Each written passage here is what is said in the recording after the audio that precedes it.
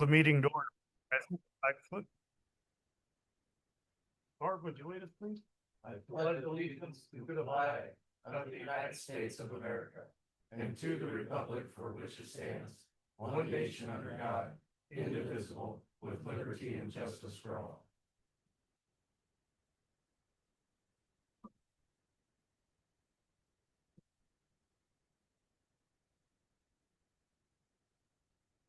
Mr. Forrester, are there any additions to the agenda? There are none tonight, Mayor. Thank you. All right, down to the consent agenda. If everybody's had a chance to read the consent agenda, I'm open to a motion to approve it. I move to approve the agenda, or the consent agenda circulated. Second. All right, we have a motion and a second. All in favor, say aye. Aye. Opposed? Passed unanimously.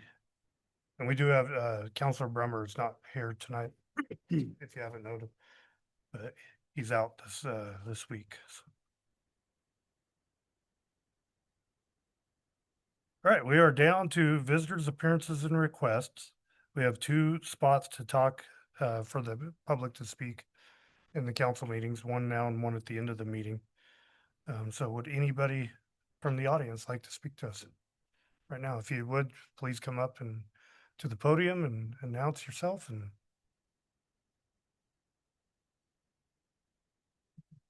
there anybody on Zoom?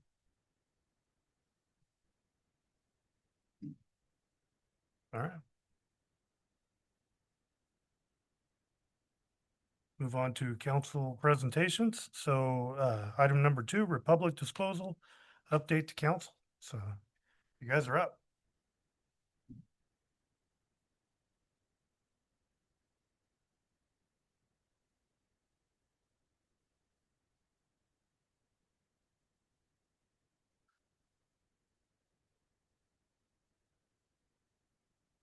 How's everybody doing?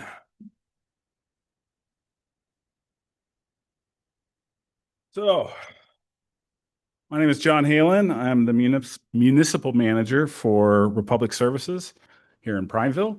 I'm here with my general manager, Erica. And we thought we'd give you guys kind of a heads up on some of the things we're working on in Prineville, specifically a recycling contamination reduction program. So, what is OTR?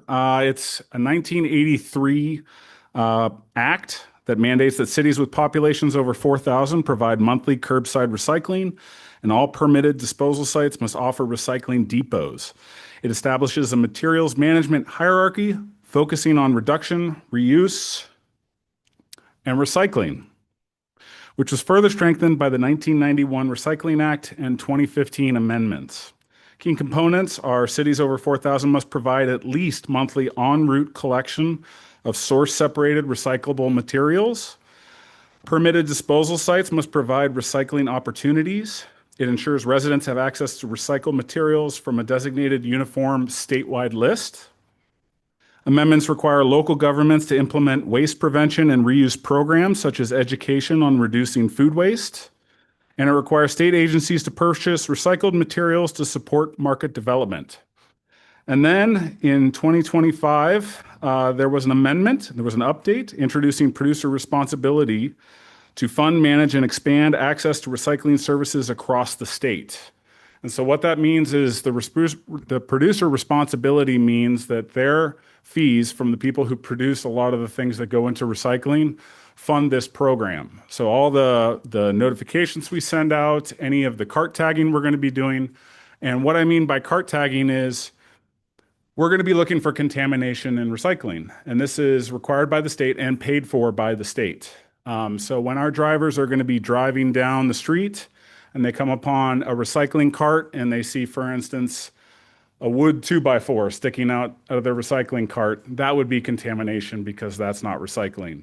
No one is going to be going through the recycling at all. It's just going to be the driver shows up, they're going to look at the cart, and if they see styrofoam sticking out the top of it, then they're going to tag the cart and they're going to say exactly what it was and give the person an opportunity to rectify the contamination in their cart. If you get 4 egregious violations, they call it egregious. I mean, it has to be egregious. It can't just be a dirty peanut butter cup, for instance. It has to be quite a lot of contamination. After 4 notices in a 6-month period, if approved, we can then fine the customer for the contamination. But we will be messaging the customer after every cart tagging, both through email, phone calls, about the contamination and give them an opportunity to correct that contamination. And this is what a cart tag is going to look like. So in it, it's going to have a checklist of all the different things that we might have seen in the cart. No hazardous waste is allowed, no trash is allowed, no plastic bags. Some people will put their recycling in plastic bags and throw it in the recycling cart. That's not supposed to happen. Our recycling team does not open up any bags because you don't know what's going to be in there. And so a customer, the reason we wanted to come here and present is because you guys might get contacted by customers that might be surprised to see a cart tag on their cart one day. And we just kind of wanted to give you a heads up and also give the community a heads up that this program was happening. So people will get a cart tag on their cart. They'll get an email or a phone call and a warning letter saying, hey, we noticed contamination. This was the type of contamination. Please correct this. And it's important to know that this isn't just about recycling more and saving the environment. It's also about extending the life of our landfills. So all the waste that we can divert to recycling increases the lifespan of our local landfills, which, as we all know, are really difficult to build. And so one thing contamination can do is if, for instance, we have an entire truckload full of recycling and there is too much food waste in there, we're not going to go through there and pick out half sandwiches and stuff. That's unfortunately going to go straight into the landfill. And so recycling contamination right now is anywhere from 12% to 16% of the recycling in total. And the state is trying to get that down below 12%. So, does anyone have any questions? I just have one question. Yeah. I got one of those tags once. It was from glass. Do you Yeah. guys, is there any kind of glass recycling program now? Yeah. So, Sorry. yeah. Sorry. So glass has to be source separated. So glass can be recycled. It can't go into your commingled recycled container. We have a glass depot at our Prineville yard, so you can take any glass material to that location. Okay. Got it. Thank you. Welcome. You're missing a peanut butter jar. Yeah. Peanut butter left in that jar that you throw. I mean, ideally it'll be clean, but we're not telling people it can be clean. Department of, DEQ has certain requirements and they've actually scrubbed clean language off of it because they don't want to overwhelm everybody with the idea that they have to scrub everything. But ideally the recycling that you're going to be putting in there is going to be relatively clean. What about paper? Paper can go in there. Yes. Those kind of paper. Yep. Is there a way you prefer it to be put into the carts? In your commingled container, it has to be that type. If it's shredded, it needs to come out of the commingled container. Shredded has to be source separated, so go into a different container. There's through the DEQ RMA program, they rolled out what we call pro depots or recycle on recycle depots. There's actually one located at Crook County Landfill that can take shredded material. So we prefer it like you had it whole. If it's shredded, it needs to go in another type of container. So if I had a bunch of paper like that, and the reason I'm asking, because I do have a bunch of paper like this at my house, can I put it in a paper bag and put it in there so it doesn't blow or go anywhere wherever, Yeah. wherever it goes? Yeah, you can put it in a paper bag, just not a plastic bag. Not a plastic Yes. bag, but okay. And plastic bags can be recycled, but again, it's on that Pro Depot location located at Crook County Landfill. Plastic bags can be taken there. I have one other question. Okay. Yep. I think it was and it might have been 2025, the state was talking about, and I can't remember what it stands for, but a MRF had to be on this side of the Cascades, I think. So is there still, in a MRF, I know it was a recycling station or some type of Mhm. bigger Yeah. recycling? Yeah, those are processing plans. So through the DEQ RMA program, they are looking to extend processing plants. There isn't one that's currently sited in our area, Central Oregon. We have to take all the material to the Portland areas. We take our material to Salem. But eventually in several years or several program elements, they're likely going to expand, but that's going to be something that's going to be handled through the state and through the PRO, which is called Circular Action Alliance. They're going to help support that. Thank you. You're welcome. I had one last. Yeah. I'm sorry. The milk cartons, we know that's all. What about the packaging that we love to hate, that people try to get into? They'll use anything to get into it. And then they know, do I throw that in my garbage? Do I throw that in my recycle? So if it's plastic film, if that's what you're referring to, Bill, they put on. lots Like of- blister packs? Yeah. I guess you'd call that, you gotta use snippers to get into a lot of those products. oh, those do have to go into your trash container. That would be considered contamination. So those can't be recycled into the commingled stream currently. Yeah, so those would be trash. What about gift wrapping paper or gift bags that have designs on them and that? Is that, or colored paper? Is that need to go in the trash and not in the recycle? Those specific, so gift wrap, that type of film, that can go to the Pro Depot. Bags, it just depends. Some of those can be recycled if they're paper based, but I think some of those, what you're talking about, has like a plastic film on it, right? Those generally would have to go into the trash. Those can't be recycled. What about colored paper? Colored paper can be Can be in the recycle. recycled, excuse me, yes. Great, thank you. Well, thank you. Thank you. Yeah, thanks for having us.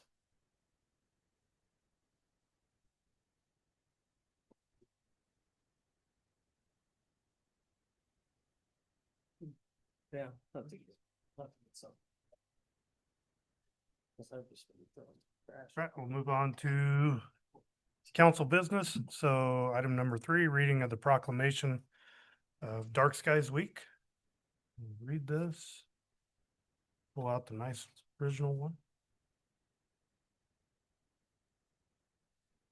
Right, so if you don't know, council was asked a little while ago to proclaim Dark Sky Week 2026. So if those of you that aren't familiar with that, how this works, someone brings this to the council, and a council member has to support it and bring it, and then they bring it in front of us. We vote on whether or not to read it. So this one was voted on to be read.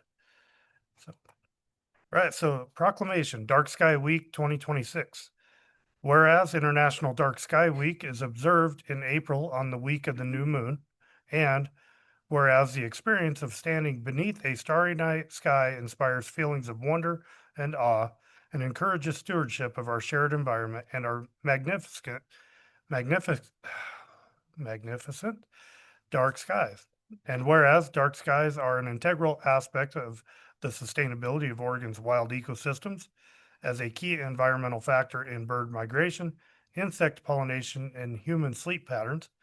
And whereas Oregon's dark skies are a significant natural resource, with 7 accredited international dark sky places to date: Sun River, Prineville Reservoir State Park, Oregon Caves National Monument, City of Antelope, Oregon Outback Sanctuary, and Cottonwood Canyon State Park, and the City of Sisters. Whereas Eastern Oregon holds the world's largest dark sky sanctuary and an area of the largest pristine night skies in the contiguous 48 states. And whereas astrotourism, including stargazing, astronomy star parties, and dark sky photography, is an evolving facet of outdoor recreation with real economic benefits for communities across Oregon, and which promotes the mitigation of light pollution. And now, therefore, we, the City of Prineville Council, proclaim April 13th through the 20th, 2026 to be International Dark Sky Week in Prineville, Oregon, and encourage all Oregonians to join in this observance. Thank you.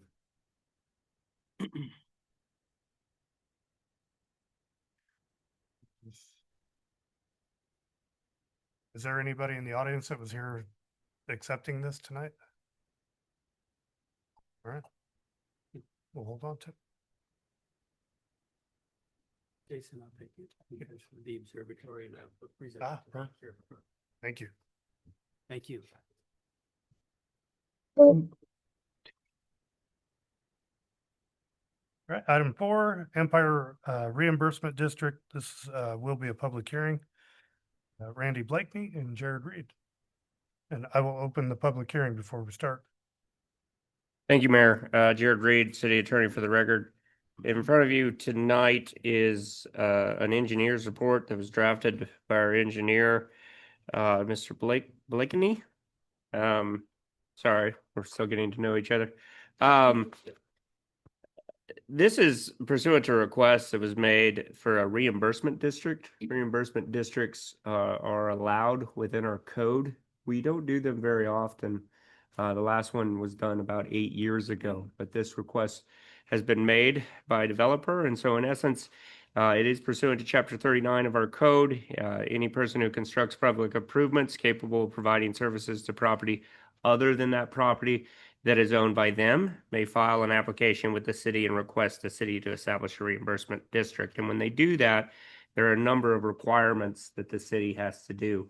One of the first requirement is for our engineer to actually establish or do a report for the council to review, and also to make recommendations to the council about whether the reimbursement district is appropriate. I'll let Mr. Blakeney do that, and then after he does it, the council will give an opportunity to the folks that are monetarily affected by the formation of this public hearing to speak. Also, to be frank, the code's a little ambivalent about what type of public hearing this is, so I was just being safe and having a full public hearing. Specifically, the two persons that get noticed specifically are folks that are monetarily affected, and we'll give them an opportunity to see if they're on Zoom or even in the audience tonight after Mr. Blakeney presents, and then we could take testimony from anybody else. But it's really, these districts only affect those specific properties. The city writ large doesn't get any sort of monetarily affected by it. After tonight, the city council shall either approve, reject, or modify the recommendations. And if approved, we will have a resolution for approval at a later council day. And with that, Mr. Blakeney can present his report. Good evening, council. For the record, I'm Randy Blakeney, Assistant City Engineer. Get it. I did it. So the report, it goes over a description of the improvements, the benefited properties. Will cover the eligible public improvement costs, how much it costs, allocation, how long the reimbursement district will last for, the status of the improvements, and then the recommendation. So description of the improvements on Empire Drive are constructed would include blasting, excavation, grading, road construction, sanitary sewer, water, storm drainage, dry utilities, testing, and paving. These were all confirmed by contractor invoices provided by the contractor. The payment verification shown in Exhibit F, payment verification bank letter from First Interstate Bank, confirms the following payments on the work itself, and that total to approximately $1.59 million. So much the district will be set up for. The benefited properties, the next section of the benefited properties can be seen in Exhibit A. The map, I know the map's a bit wonky to see. It's kind of sketched out a little bit, but it's, if you have any questions on it, I did print another one that's a little more clear in color. If that's okay, I can pass that around if need be. But yeah, so it's the final plat, identifies tax lot 300 or parcel 3. That's where it was built through in order to get it for provide the frontage, that provides frontage access and utility service capacity to adjacent future and developing industrial parcels. So they did that in order to do that. Properties included within the proposal reimbursement district are those that have frontage along the improved segment of Southwest Empire Drive, or have the ability to connect to the installed water, sewer, or storm infrastructure. Properties already independently served or not directly benefited by the installed infrastructure are not included within the district. So they have to touch that improved area in order to be included in the district. The next section of eligible public improvement costs, like I said before, it's roughly around $1.59 million, and that's based on the payment verification from the contractor. Kind of covers that. The next section of cost allocation, it's a proportional share that's determined how much each benefited property has to pay. So whatever that frontage is along that improved area is how much they'd have to pay on that. The payment would be required at the time of building permit issuance. That's how it would be collected. Utility connection or prior to certificate of occupancy, currency with applicable system development charges and connection fees. Remind me. The duration of the reimbursement district is 10 years as indicated. So they'll be able to collect on that for 10 years. Just to help with the location, we thought we'd bring this up to make it easier. This is 2025 aerial. The section of road they're talking about is basically from the end of these water and sewer lines, which are extended. They're just not on this map yet. This road here section, this section. And then that. So really the only lot that is part of this reimbursement district is this 25 acres here. The only other frontage, the owners of these portions here are the ones that applied.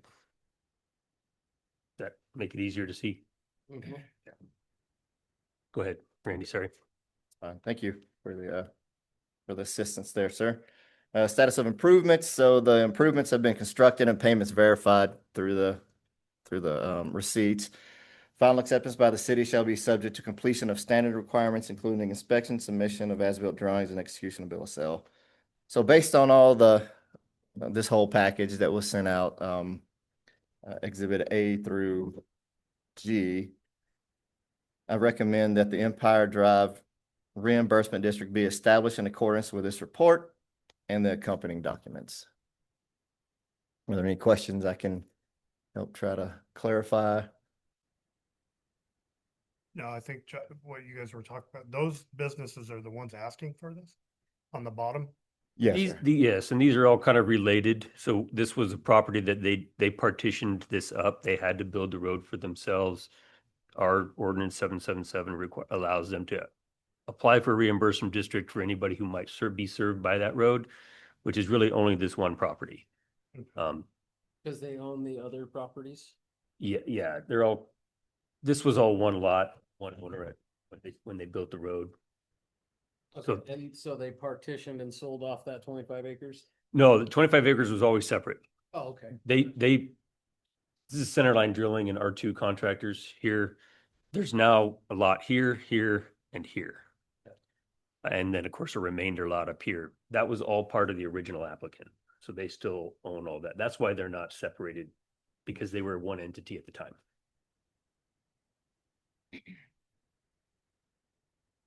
I've got no questions other than just as long as they were happy with it. We've done this in the past, so. Council have any questions? I'm for it. Well, we need to hear Yeah, from the Well, public. that's true. All right.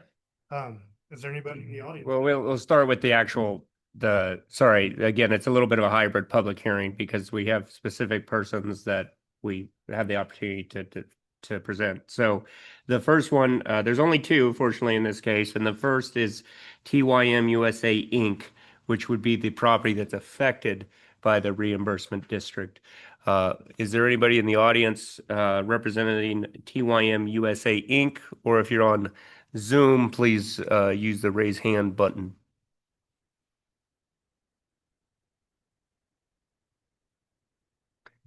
All right.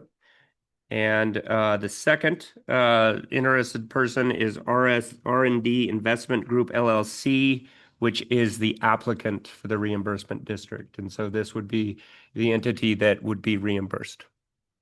They're here. Would you like to make any sort of statement?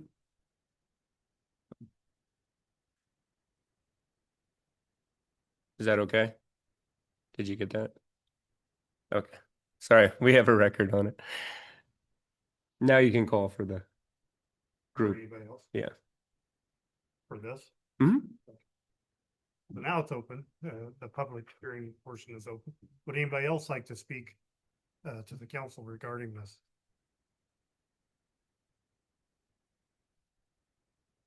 Is there anybody on Zoom raising their hands?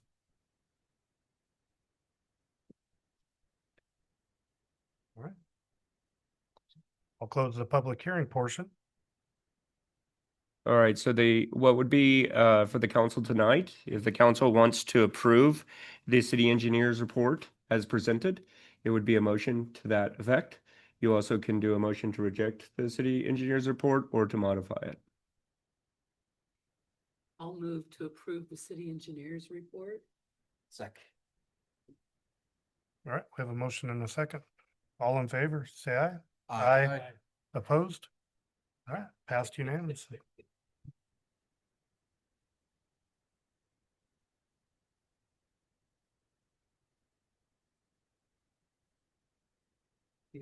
All right, we'll move on to the intent to award Fairmont Area Waterline Improvements Project.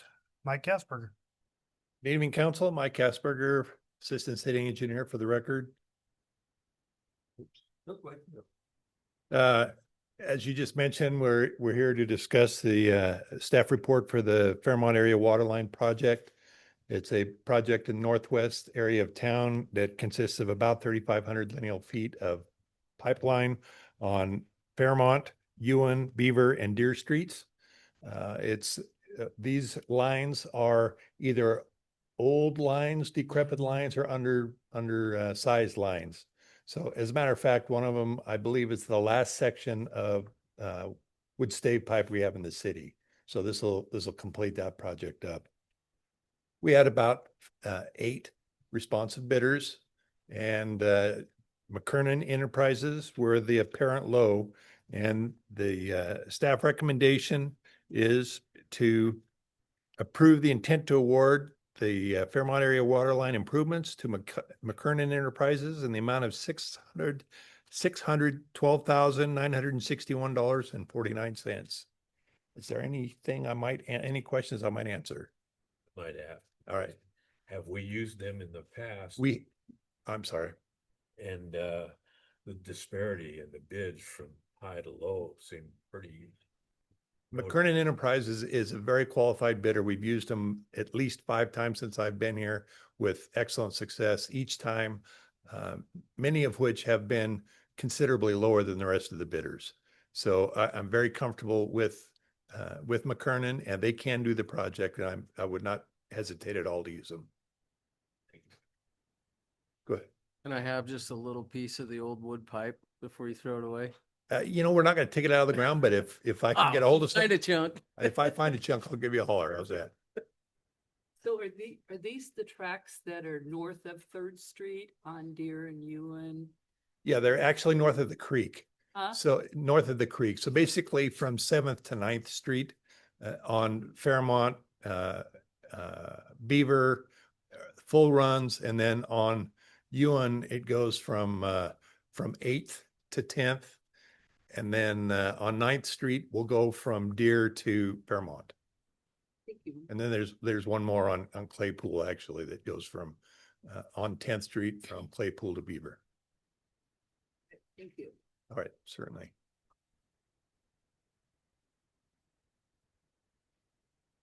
I move to approve the intent to award the Fairmont Area Waterline improvements to McKernan Enterprises in the amount of $612,961.49. Second. We have a motion and a second. All in favor, say aye. Aye. Opposed? All right, passed unanimously. Thank you. Thank you. And Mike, those wooden pipes were from World War II, correct? That's correct. So Yeah, they've been in a long time. the last remnants of, and because for the history buff, but it was because we didn't want to use metal. That's We wanted to give up all the metal for the war effort. So if anybody's ever interested out here in this case, there is a piece of the wooden pipes. Yeah.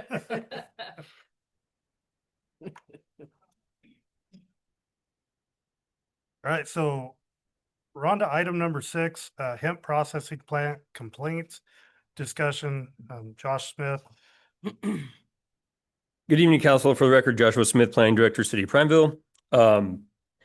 This is a discussion item on the council business primarily because the council received an email. This has been an ongoing issue, but you actually received a physical complaint to the council, and the planning commission received it. I think some staff members as well. Going back to 2020 or so, when the hemp facility actually was 2019, because they took over from a different hemp facility, it came in. It was a slow process getting going. We kind of had the assumptions that we might have this issue. So in the change of use for that facility, we're talking about the wood grain, the old wood grain plant. There's specific items in those conditions that say you can't create a nuisance due to odor, smell, and there's dust and other things too. But generally, all of our industrial zones don't allow you to create a nuisance. What level nuisance that is up for debate, and that's why council eventually has to either declare a nuisance or not. But at this point, we're getting enough complaints that it's reaching kind of that council level. I communicate regularly with the facility to let people know, hey, I'm getting complaints, something's got to be adjusted or whatnot. And so far, every year, we've been able to fix it within the month or so. This year has not happened, kind of started up in February. And I got 2 complaints today. I think Rich Evans, one of our public works superintendent, he gets stopped in the streets. I mean, put in his truck, and it's getting to the point where multiple people are stopping us in the streets, and it's kind of getting a little out of hand. So at this point, I feel we needed to rise it to your level and make you aware of it and see what kind of pattern or how you wanted to proceed with those complaints. I do have someone, I don't want to put him on the spot, but Chris is here in the audience from the facility if you would like to have any questions and want to talk to him. But I'll leave that up to you. It's not a public hearing. Josh, I- it seems, Go ahead. I have some follow-up to Josh after your question. it seems to me that they put a filtration system in there. That was one of the fixes, yes, and it seemed to work. That was two years ago, I think it was. I don't know, and that's the thing. I don't know what changes from year to year. I think maybe they're just getting too large and it can't be controlled. It is an old facility. Those are old buildings. I don't know about their storage facility. That was the last thing we talked about doing, was putting a filtration system on the actual building where they store the super sacks of the milled hemp. I don't know if that's ongoing, but these are all the types of things we've been talking about. If you look at the decision that goes back to 2020, it talks about different items that could be mitigated to help resolve the situation. Thank you. Jared Reed, City Attorney for the record. Just to clarify one thing particularly, this was set on the agenda at the request of the mayor as a result of that complaint that was given to council over, I need to look at the date, but council received an email regarding a formal complaint in regards to the smell of this facility. And Mayor Beebe asked this to be on the agenda tonight to discuss potential options that the city council may have. So I was able to review that. As Mr. Smith indicated, the 2019 opinion, there is a conditional of approval that states that the facility shall not create a nuisance because of noise, smoke, odor, dust, or gas, or anything else listed in the M2 zone, and which is declared to be a nuisance by the city. Mitigating measures shall be taken if a nuisance originating from the facility is evident. The primary concern is odor. Mitigating measures for eliminating odor may include, but are not limited to, reducing storage or types of storage on site, maintaining sealed containers of biomass prior to and after processing, sealing gaps in buildings, and or adding filtered controlled venting to the outside that removes odor. So this is a relatively convoluted paragraph in certain ways when we look at it. And I think it provides a couple of options, but really my opinion is it provides really a phased approach option for council in particular. And so again, we have to remember that this tonight was simply just a complaint and the mayor asked it to be on the agenda. I'm glad we have a representative, but they didn't actually get notice formally of this discussion. And so, because of that, you really are not in a situation from a legal standpoint where you can just declare a nuisance. Any sort of declaration of nuisance would have to be a formal process that would allow for notice, allow for public testimony, comment, and so forth. So that option, just that first sentence of that clause that I read, really isn't, in my opinion, available right now. You could declare it, or I'm sorry, ask for a public hearing, and we could go through that process. But in reading this particular language, I think a more prudent course, if council wishes to move forward, would be the second portion, which talks about that mitigating measures shall be taken, if a nuisance originated from the facility is evident, in particular that nuisance being smell. So accordingly, if the council wants to direct mitigating measures be taken because they believe there's evidence of a nuisance, this would be based on your own discussion, then you could make that direction, and then we could move forward with the start of that formal process, which would be to notify the property owner and the facility operators of the requirement to take mitigating efforts, and it's subject to the 2019 order. And then you would, in essence, after that notice got sent out, which would be pretty soon, obviously, you'd give a date to like the second meeting of May, for instance, to allow for a review, and then obviously the formal invitation to the property owners and facility operators to come in front of council to discuss the mitigating measures that they have taken. And so really, in my opinion, from a legal standpoint, that would, your options tonight is to say what there isn't a particular issue, or to say, I think there may be an issue here based upon the complaints and other complaints you may be hearing from your constituents, and to direct staff to move forward with a notice to institute mitigating measures. Josh, can we hear from Mr. Evans, I believe his name was, that's getting daily complaints? Rich? From Rich? You're the council, he's a staff member, so yeah. Yeah, so I'd like to hear from him what the complaints are, if you don't. Sure. While Rich is on his way up here, I can tell you, I live right there, pretty close to it. Well, actually, I live about 3/4 of a mile away, and I can smell it pretty strong in my house. I actually thought I had a dead animal in the yard somewhere, so I went and looked around. I get calls all the time. I get messages that aren't public because they're personal, sent to me. They're not.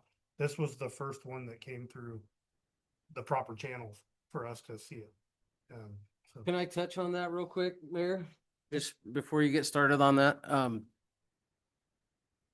hemp is a very distinguishable smell, and so is marijuana, and it is legal to grow it here. And I live on the complete opposite side of this facility. I don't smell it, but I do smell plants being grown locally from neighbors of mine. So I mean, it could be possible that this isn't all on the hemp facility too. I mean, I want everybody to keep an open mind on that, because I have seen grow operations in backyards that are not hemp, but in fact cannabis, and it is a very similar odor. So just kind of try to keep an open mind that those smells are within our town in various areas. So I want to make that point. I'm not saying that there's not an odor coming from this facility, because I've driven by it and there is, but it can also be in other areas. Rich Evans with the City of Prineville Public Works Superintendent. So for the past probably 2.5 months, pretty much weekly, I've been getting calls or getting stopped out in the street or up on Peters Road about the smell of the plant. Um, I've got complaints up the North Main area, Mariposa, the area by the storage sheds to the north of the facility. And pretty much all the surrounding areas, people that have called, I basically ask them, where do you live? And you'll get different areas, seems like more complaints when it's more humid. For example, this morning on the way to work, I came down North Main. I couldn't smell it, but later on in the morning, I was driving out Peters Road, headed towards Comb Flat Extension, and you could smell it pretty strong right in that area.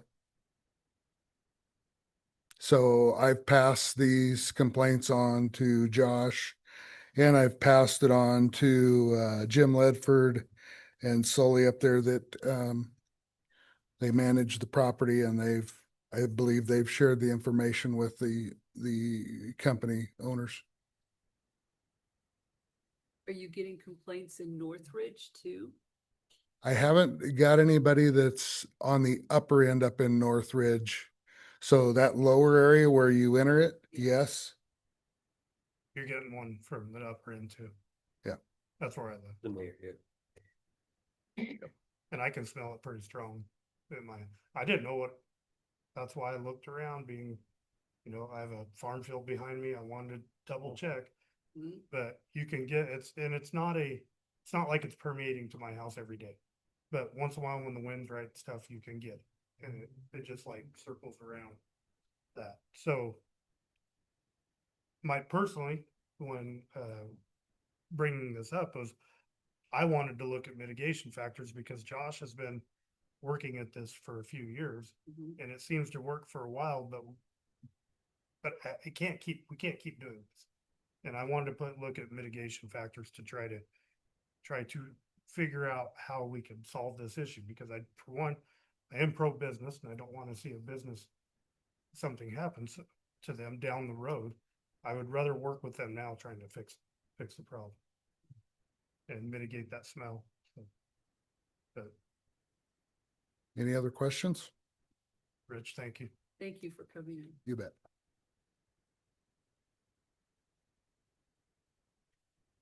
So yeah, to Shane's point, I do ask that question first. Is your neighbor smoking a joint? I mean, that does come up and that does happen. And but it's usually temporary and it's obvious.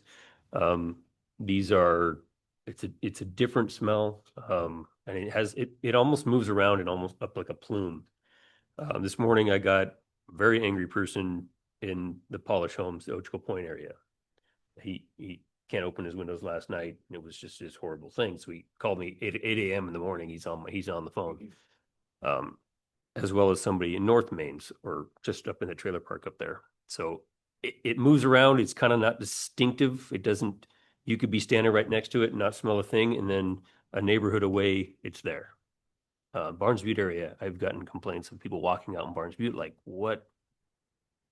And it kind of sinks. It tends to sink kind of down by the wetland. It'll just drift into there and hang. And I think that's kind of the problem. So like you said, the humidity, sometimes the temperature makes a difference. Sometimes you have a clear day and everything vents straight up and out and it's gone. So I don't know. We've had multiple facilities. We had other smaller facilities in our community down on Industrial Park Road. They didn't have that issue. They were newer buildings. They were smaller facilities. That might have something to do with it. I've toured some others that didn't have the same issue. On the outside, you walk inside, you can smell it very strongly, but you walk outside the building and it goes away. So it might just be a volume issue. I don't know. That's to the mayor's point. I think it might be time to give them a kind of a formal mitigation letter like Jared was talking about and say, hey, let's work together on that and see if we can make something work.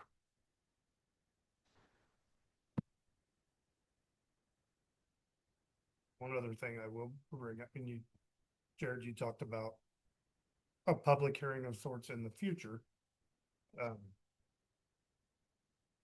Because I haven't really gotten a formal complaint, I can't say is that what we need yet, but I've gotten enough complaints from people as like Rich said, or Josh, or any of the other counselors that have had a complaint.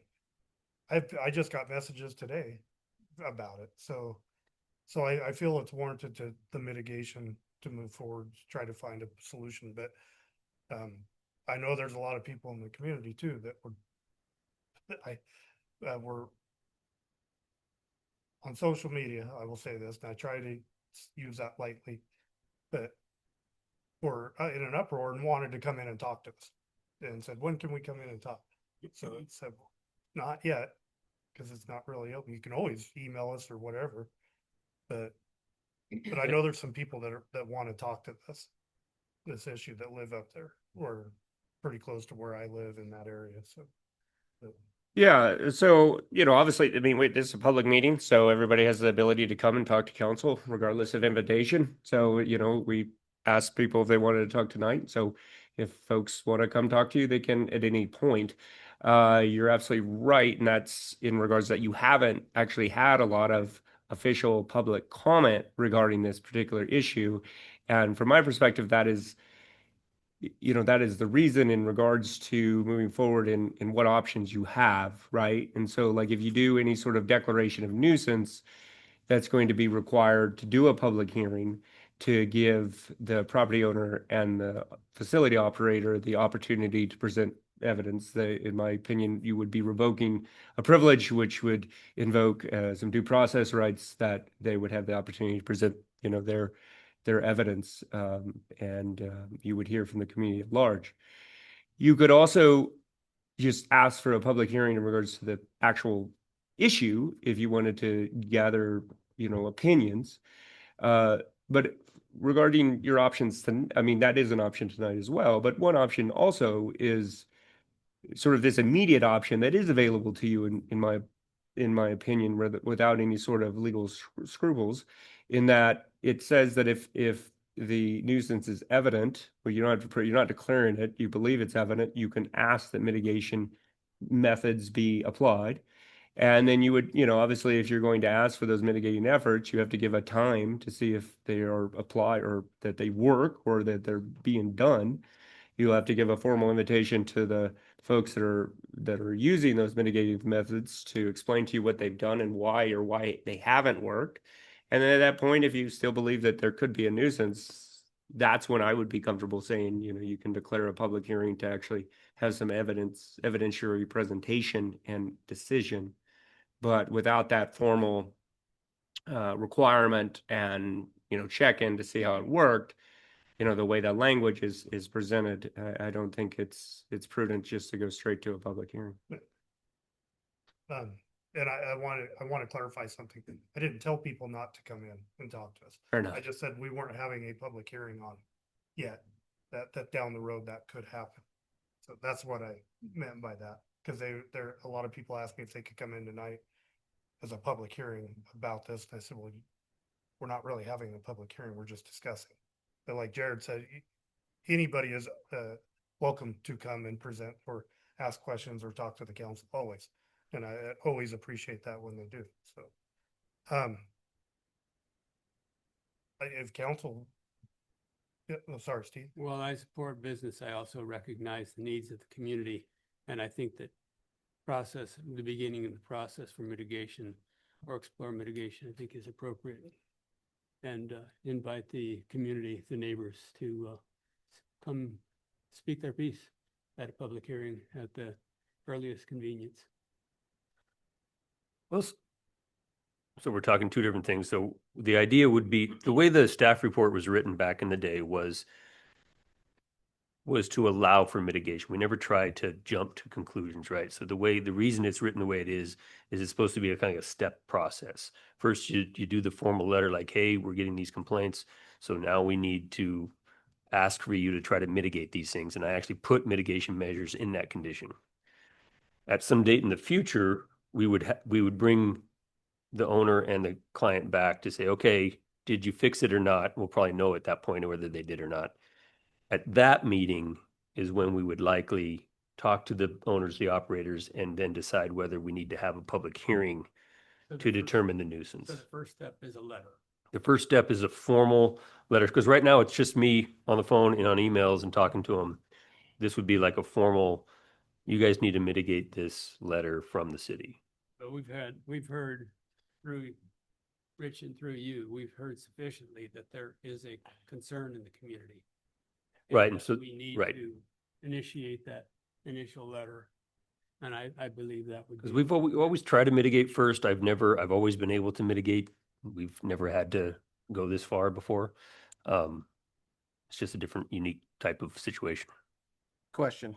Yeah. Do we have a written established timeline for them to, Yes. to make mitigation efforts, or do we establish? That would be, that you would establish We would that, like, establish say, that. do you want to give them 90 days or 60 days, 90 days, whatever you want to give them to show that they've mitigated or try to mitigate those actions? That's what you would put in this letter. That's what Jared was saying, May 28th, whatever that meeting would be.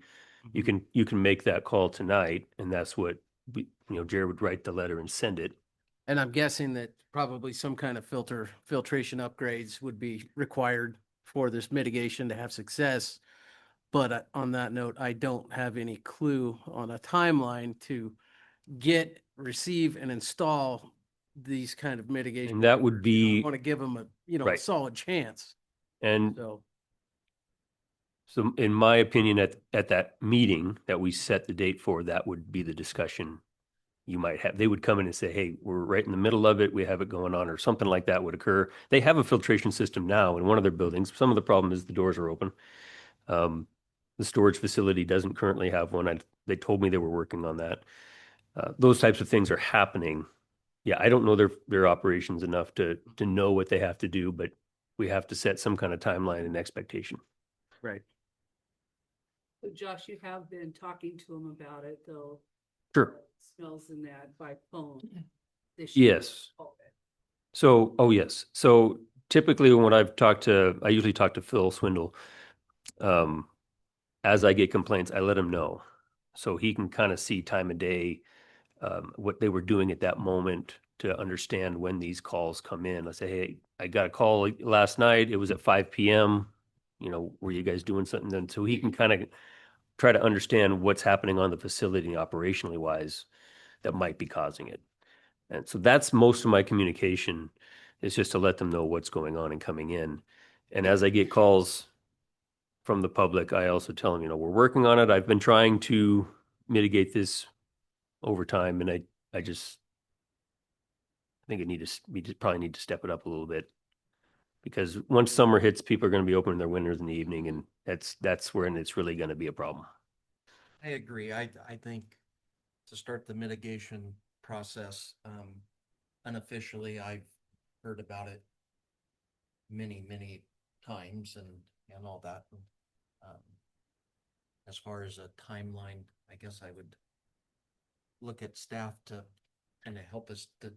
Well, one of the things I want to kind of just clarify a few things in regards to this, how this condition is written, right? I mean, it's a two-step thing, right? The first thing is mitigating measures shall be taken if a nuisance originating from the facility is evident, right? And to Councilor Effelman's point, there was evidence presented tonight, or comments presented tonight, that shows that nuisances originating from this facility are evident. And so that could give you enough to say we are ordering mitigation measures to happen, or directing them to happen. That's what that notice to mitigate is. Mitigation in its definition is simply just taking an issue and making it less. The level of that spectrum can be wide, and it can be long lasting too. So whatever date this is, let's say it is 60 days, like I recommended, that might not be enough for full mitigation, but you could see enough mitigation. And when you discuss this with, I know we have one of the representative here, but when you discuss it with the representatives formally after they've had an opportunity to present, this is what we've done, this is what's working, this is what isn't. At that point, that date, that May 28th review date, it's simply that, right? You could be in a situation where you say, okay, we want to continue going down mitigation paths, and we'd like to, review this again in 6 weeks. You could say, okay, no, you've done a great job mitigating. Thank you for working with us. Or you could say, no, this is the problem persists. and whatever mitigation efforts you have made have been insufficient for the community. And so we would like to move forward to see if an actual nuisance is appropriate and do a public hearing. And so, you know, you really, there is a lot of flexibility where you're at now in regards to the timeline.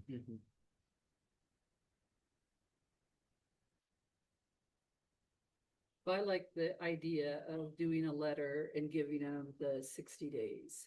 And that way they can come forward and show us what they've done within that time period.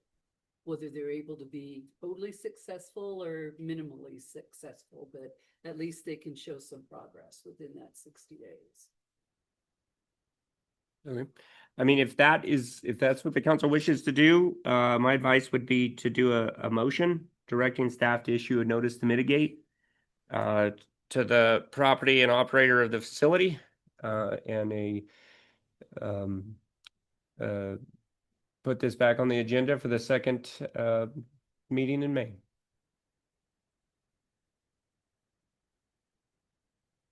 Can I so move?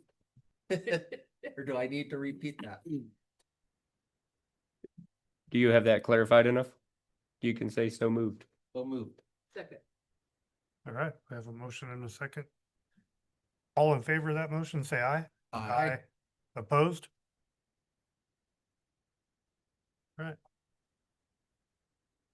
So direct staff to send out a letter. Oh, We'll get that out and we'll get that on the agenda for May 28th. I think it's 28th. No, I think that was a Thursday. Oh, the fourth Tuesday of May. The 26th. 26th, my apologies.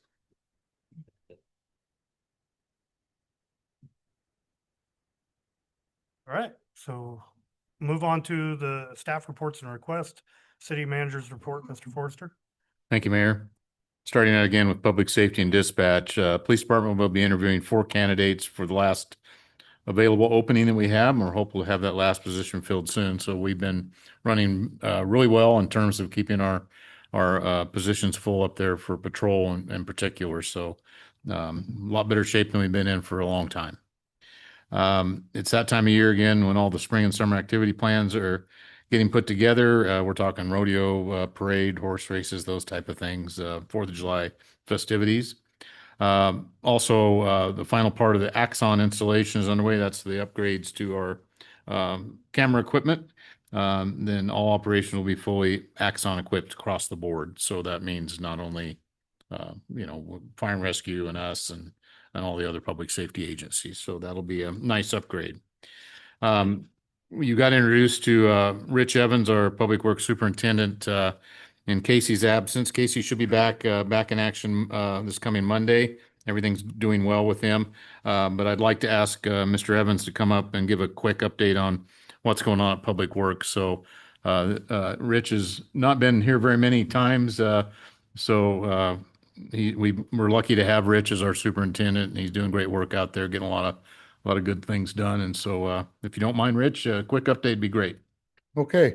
We've got a couple well projects going on. We've got our ASR 2 well up across from the airport on the south side of the highway, well underway. We also have our horizontal well in the permitting and design phase for the Crooked River Park.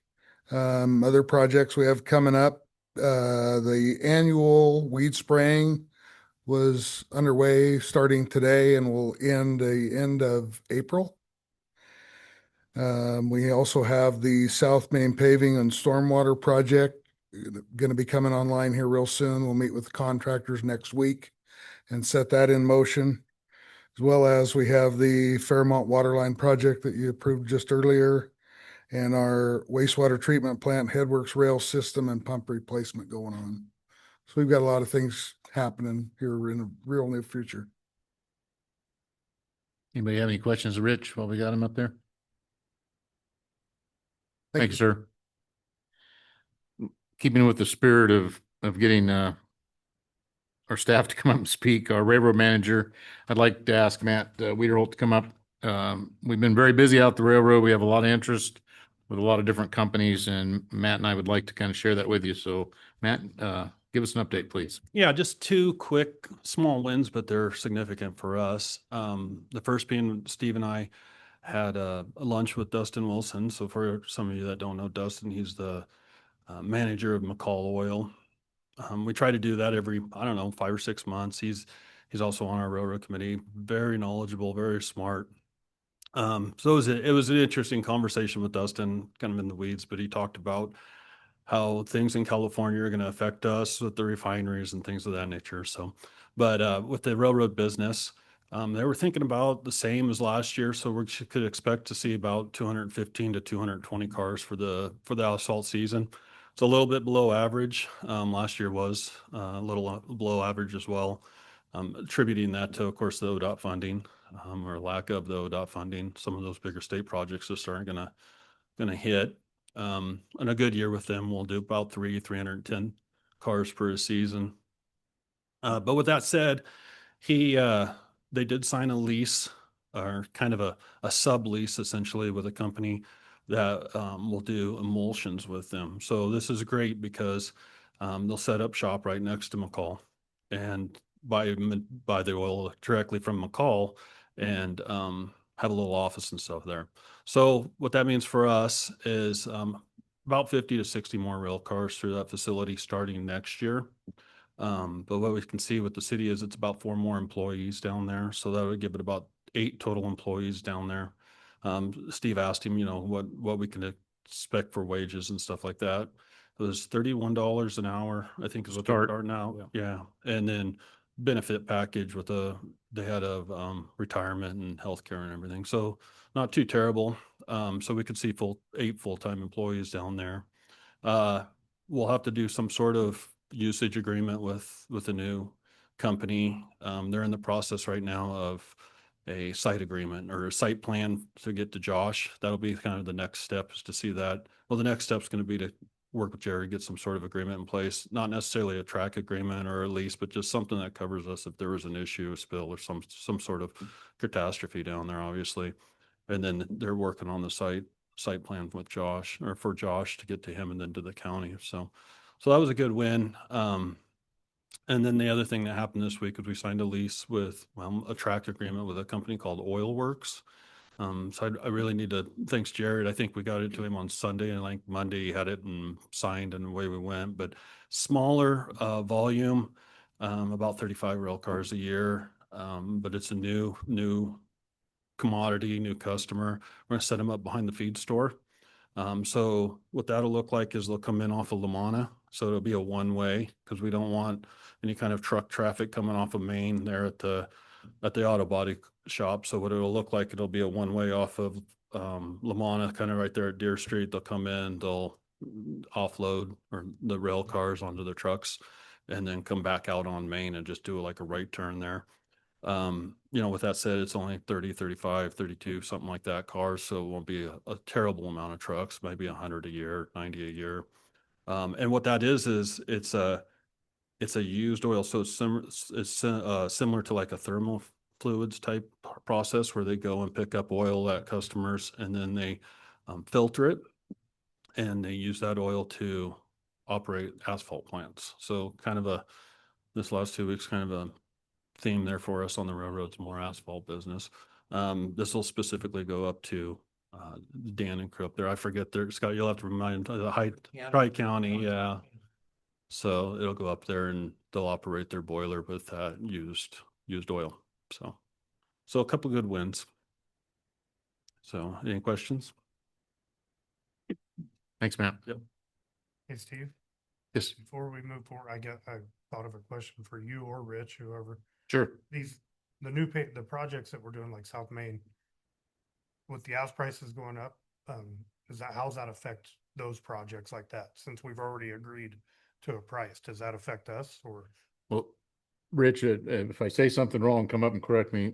No, the ones that were locked in.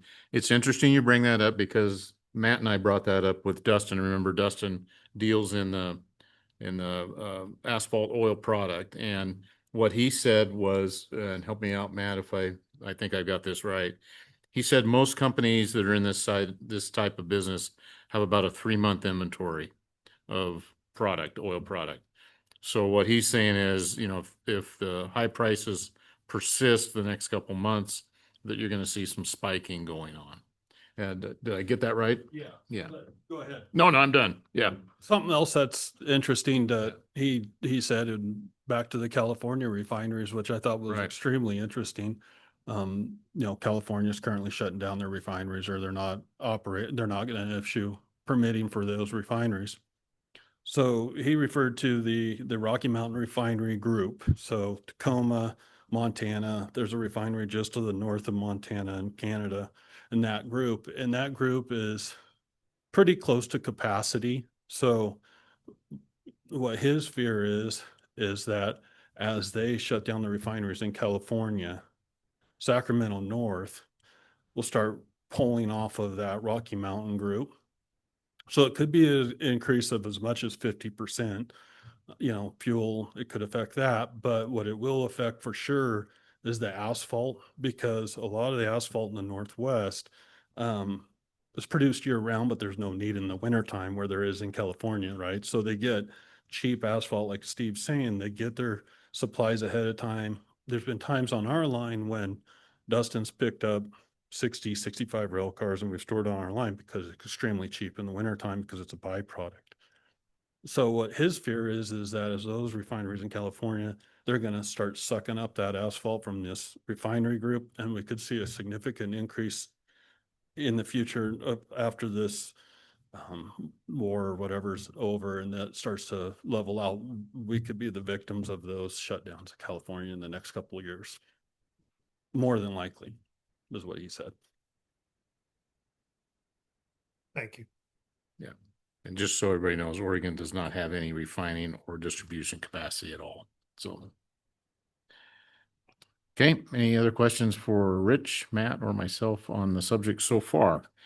Moving on to Meadow Lakes, super busy out there. Zach and his team have really been gearing up for the season and been basically just crazy busy out there. So good news. The numbers look real good. Also, we're getting ready for irrigation season. With it being so dry this early, they'll probably see some pour out on the course the next couple of weeks, if not sooner. On the planning side, Josh is trying to secure funding to offset the cost of the land development code updates. Also, the tap house on Second Street across from Gee's is moving along nicely, and hopefully we'll see that open soon. Horseshoe as well over on 4th Street with its renovations. Also new sidewalks, decorative street lighting, and a power pole coming down to further improve the downtown appearance in that general area. Human resources policy updates are underway.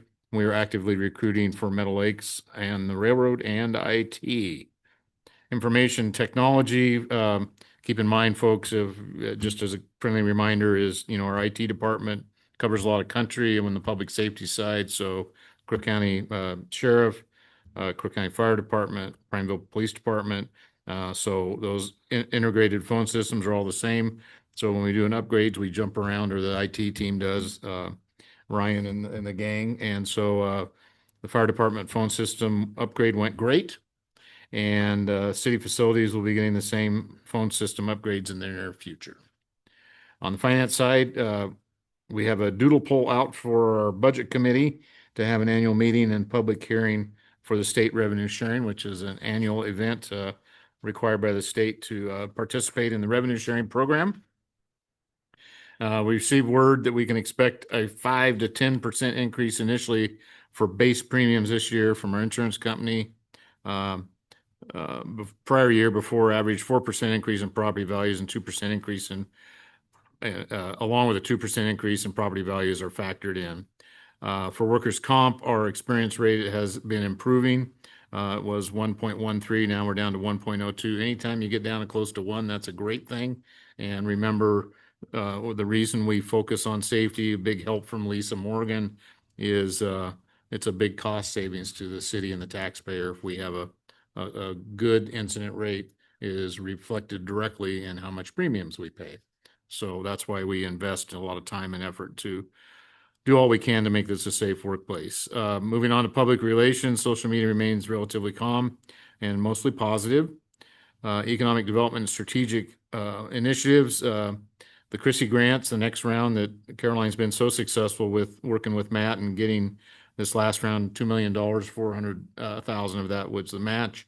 That's moving ahead, and another round is coming up. So we're going to be getting in line, getting that application completed for the next round. Caroline and Josh did a joint presentation in a regional EDCO meeting where we were able to share Prineville's success stories on how we've rebuilt our economic base. And it went very well and garnered quite a bit of positive attention for our community. Rest of the fire district is reporting that fire season is showing up early, as we just kind of touched on with the drier weather and not much snowpack. Fire district's also busy recruiting for firefighter position and a lieutenant position. That concludes my report. Do we have any questions tonight? Have a comment. Have a comment. This is for the Meadow Lakes people. I was out working in my yard and a man came by on his bicycle. His golf cart was hitched on the back. I don't know what story he told his wife. That is, that's impressive. Yeah. Any other questions or comments? All right. Thank you, Mayor. Thank you, Council. Item number 8, middle income revolving loan, MIRL presentation. Mr. Smith. Joshua Smith, Planning Director, City of Prineville. So this is a program from the state that was developed in 2024, Senate Bill 1537. It was updated last year, Senate Bill 48, to correct some problems. But it's a program that honestly, I went to all the meetings and saw how they created it, and I kind of dismissed it. Like, no one's ever going to use this. Only one city, I think actually a county, Tillamook County, has used it. I think there's 2 other cities looking at it.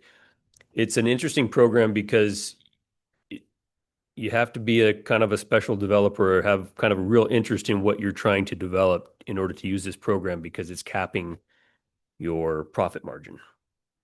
So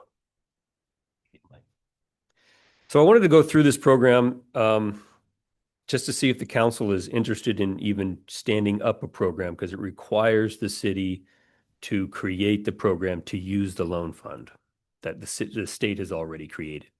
So this presentation is a very truncated version of the state's presentation, which is like 3 different presentations. So I kind of cobbled them together into this one. The MIRL program, so it's a revolving loan fund, so it's designed to kind of refill itself. To boost housing production for moderate income individuals and families at or below 120% of AMI, so average median income.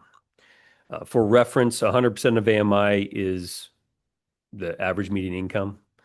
80% and below is considered low income, and 100% above, or 120 and above, is considered kind of that moderate and then above. So when you hear a lot of this in the affordable housing districts like Housing Works, they always work in that 80% and below. So this is really targeted at people who have living wage jobs. It's just that, but for this funding, they just can't quite afford the home that we all kind of reasonably think we should. So MIRL, Middle Income Revolving Loan Fund, it's intended to fill that gap funding to ensure a project is feasible for it to be at the affordable rate. So they'll put a project together. They'll say, hey, I can sell homes at, say, $400,000, but if I get this loan fund, I can sell them at $300,000. And that is how that is supposed to work, which is why I initially kind of dismissed, like, no one's ever going to apply for this, because you're basically truncating your profit margin. We do have somebody interested in it, which is why we're here talking to you guys about it.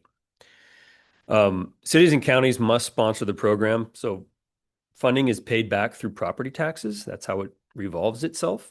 And so that's why the city jurisdictions, the sponsoring jurisdiction, whether the city or the county, has to be involved. In our case, as a city in a county, it has to be both.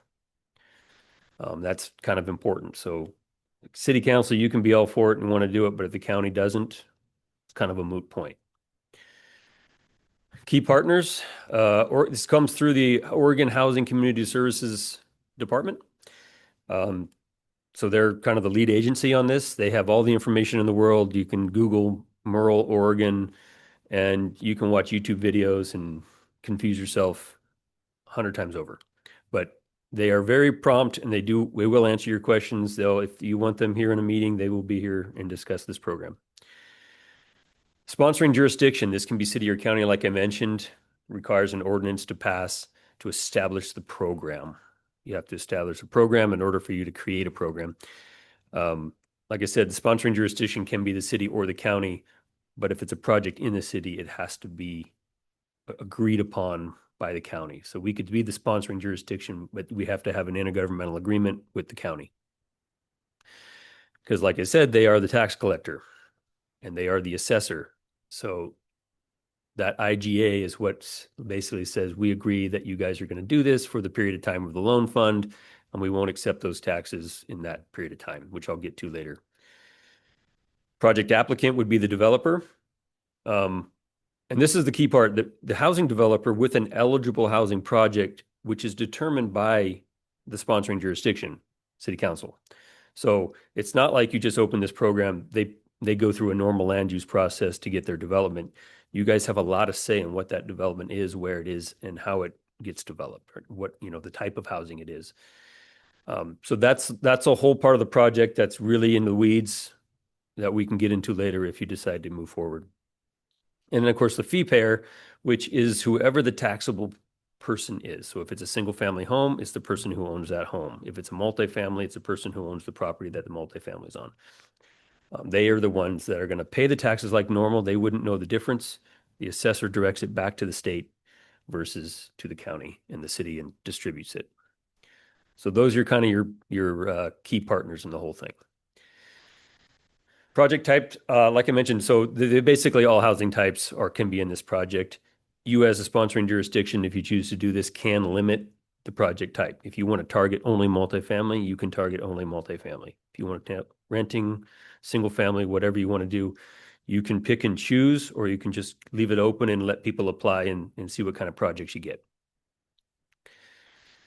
This is that affordability piece that I mentioned. So the loan is essentially passed on to the buyer renter. It's probably not a one-to-one, but that's essentially what is supposed to happen. We give you this loan to help you with your development. We cap what you can sell those homes or rent those homes at least 120. You can choose, the jurisdiction can choose to go to 100. You can choose all the way down to whatever you want, really. You can set the program however you want.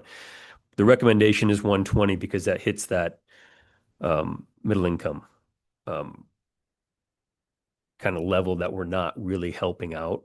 You kind of got people at the top don't really need help. People at the bottom are getting help. It's this middle that's kind of getting left out. So that 120 is pretty key. Sponsoring jurisdiction decides what that is. Affordability periods for 10 years minimum. So you won't receive taxes from those properties for 10 years or until the duration of that loan agreement is paid off. The developer may not need a large loan. It might be a small loan, so it could take a lesser time. And a key point that I think some people like to look at the lower income things, that, well, when you hit a certain income, you get kicked out of your apartment. That doesn't happen. Definitely doesn't happen with this program. So say you bought one of these homes and you met the income level and then you got married and now you don't meet it. You do not get removed. You're still eligible. You can stay there. You can live there. It doesn't kick you out of any kind of eligibility for being in that program. Once the 10 years is up or the loan is gone, everything goes back to normal. It's just like any other home. You can sell it, buy it, whatever you want. How the funding is used. So it can be used for infrastructure costs, which is most likely, pre-development costs, which is generally your engineering. Construction costs, of course, would be the homes or renovations of existing commercial buildings, because this does allow you to renovate non-residential to residential, or land write-downs, which is essentially devaluing your property to make it cheaper. Included in that funding mechanism is fees for the sponsoring jurisdiction. 5% of whatever the loan amount is comes to the sponsoring jurisdiction to run that program. The assessor receives 1% of that to then do what they need to do on the assessor to make all those exceptions work. There's an inflationary factor, 3% built into the loan. And key point of this, yes, the taxes will be deferred for that 10 years, but the fire district are not. They will get their money because they have to protect the homes. So that is a carve out in the exception. So the program setup, basically you set up the program, you create this originating ordinance that creates the program. There's an application process which you have to create, and then this master agreement that goes to the state. That's when you absolutely have to have that county IGA. I actually thought I pulled that slide out because this says everything too. So sponsoring jurisdiction, this is the process overview. You create the program, you create the application process, whatever that might be, and actually have a process by which you approve that application and that project. The developer, or sorry, you'll do that ordinance first. Then there's the developer will submit a housing project. Hopefully that number one bullet you have backing by the county before you create the program. You don't have to, but you can create the program by itself, but it's nice to know if the county's on board, because otherwise you're going to go through a lot of process, and it could get stopped. The housing developer comes in with their project, you approve the project, and that's great. By the time you get to bullet point number 3, that's where that project and the funding recommendations and their pro forma goes to the state for approval. That's when you have to have the county IGA also signed. Once that's done, the loan program is actually fairly simple.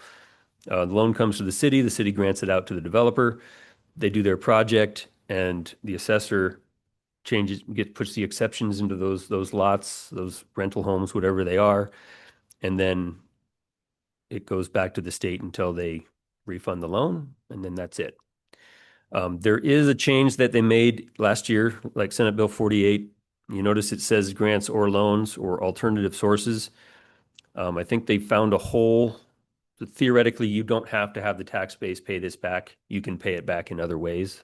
I don't know what that way would be. Other than, I think they found that there were housing renewal districts created that already utilized tax increment financing. And those communities that had that wanted to use this program within those districts. So they wanted to use the tax increment financing they already had to repay the loan instead of the tax base, which was already going to a different fund. So I think that's why they made that change. I don't think we would use that alternative method, but it is there as an option. And like I said at the beginning, if any council member wants to, just Google Oregon MIRL, and there's all kinds of assistance and programs and web pages available for this program. I think it's actually pretty interesting. If you get the right developer in place, it could be a benefit in the community and could build something that otherwise would not get built, at least at affordable levels that we are looking for. So, any council have any questions, Steve? Yeah. Is the loan assumable? Oh, assumable? Yeah. Meaning like the city? Like if they sold before the 10-year period was up. Oh, no. So no. So the way it works is like, even if I buy the home and I can't sell to whoever I sell to, you can sell it, but it has to meet the same criteria. And most likely we would, and we've already talked to them, Neighbor Impact would run the income levels for us. We would use part of that 5% and pay Neighbor Impact to do the vetting, so we don't have to, since they already have a program that does that. Sounds like technically it would be kind of considered assumable, since the new buyer would have to buy it at that discounted rate. The new buyer has to meet the same criteria as the original buyer. Right. Yeah. But the seller can't sell high. Right. Per se. You can't go above the cap. And that's interesting. Now, if you held it long enough, if you held it past the loan fund, which would be 10 years. wise, then you can sell for whatever the market rate is. Interesting. So the sponsoring jurisdiction doesn't collect the property taxes for that 10-year period. That's what pays for the loan, correct? Correct. So the property owners, yeah, which comes up front. The way I understand the program, it comes up front. So we get that money up front with the loan. And then that over that 10 years, the owners will pay taxes like normal. They won't know the difference. Right. The assessor will break it out and just send a check elsewhere. Except for the fire. Yeah. Wow. No, I like the incentive. I think that if we could put that together and we have a willing developer, Yeah, I think it's, it would be well worth the community, well worth it for the community to. and they do all of the performa, they have to present their performa, how they're going to develop, why they need this gap funding. All that comes from the developer. They have to prove the reason they need the loan, kind of a thing. And they'll come to you with a proposal per se. You can create the application process and put in the criteria that you want, and then they will create a project based on that. If you make it too restrictive, you may not get a project, but that's where a lot of the work is done by the developer itself, and you simply say yay or nay, really. It comes down to it. It's a really open program. The state really put it all the way down here. The only problem we have is you're not the only body that needs to make the decision. So That being said, has the county been approached yet with? they have, and I mean, you can talk to your counterparts but they were kind of interested in what the city wanted to do. So it was kind of this chicken or egg, like who goes first. Theoretically, they could be the sponsoring jurisdiction as well, but then you would do the IGA. But you can't. I think the way the code, I went through several of these presentations, and it gets a little wonky because they say different things in different presentations. And one of them, it was like anybody can be the jurisdiction, and the other, it said, if it's projects in the city, we have to be the jurisdiction. Project in the county has to be the sponsoring jurisdiction. That's not what they told us on the website. So some of that stuff has to be worked out, but all in all, because we're in the city, we both have to agree to it anyway. It really doesn't matter who sponsors it. Other than we would have control over the application process. And it makes sense to be in the city. It makes sense for us to be the sponsoring jurisdiction if it's in the city. So we control the application process. Josh, do you need a motion or what do you need from us to go forward? No, I think this was informational only. This would be something that I think the council would ask to be brought back for an ordinance to stand up the program. I think might be some conversations with the county in the interim to see what their thoughts are. Because if you get a flat no from the county because of the tax, then That kind of leads me to another question I had was, and Lori would probably be the best one for this, but the financial implications, if this project moves forward with us not collecting on a new development, collecting property taxes, Yeah. what does that look like on paper? it's essentially like our enterprise zone, right? Mhm. We do enterprise zones for businesses all the time. Right. This is just for housing. It's the same But we don't concept and generally do principle. it for housing. We don't. We've never done it because we've never really had the opportunity, right? So it's the same thing. It's kind of the idea is that, but for this project, you probably wouldn't get a development. You wouldn't be getting the tax income anyway. Same thing did with the data centers. That was county property. We weren't getting revenue from that. So I got another question. If the taxes that are being deferred that go back to the state, they go back to this fund. Okay, So it can be used again. That to be used anywhere in the state though? Yes. So they actually they initially seeded the fund with 75 million. If I remember right, 20% of that was set aside for rural projects. We are not considered rural in Crook County in the list. It's like the eastern counties are considered rural, Harney and these places. So we wouldn't meet that. And then if that $10 million or what it is, whatever that 20% is, it isn't utilized within 2 years by a rural area, then it can be sucked back into the primary and be used. Depending on how successful the program is, like I said, only Tillamook County has done it so far. They may not seed more. If it's really successful, they may continue to seed it and see if we can get it larger. But right now it's 75 million. Only one jurisdiction has used. Now, once it's gone, it's gone. So that's why getting in kind of early might be a little important, because if they come in and they don't have the money to loan out, then we have to wait for the revolving to come back around. And what type of criteria is there for the housing that goes into this? That's back to that slide. Oops. You can do any of these types of, it's all housing really. I mean, what I would recommend, I would leave it open for someone to propose me a project instead of trying to square them. Because you could get high density, single family lot subdivision. You can get these apartment complexes that we came in. You can say, you can dictate this in the program as you stand it up to what, if you want to target a certain one or not one, you can leave it out. Like if you're not interested in commercial non-residential, Leave out apartments.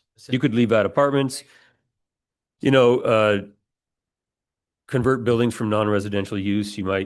That's kind of like hotels converting over to apartments. You might want to leave that out if that's not something we're interested in doing. That's part of the process in choosing how we stand the thing up.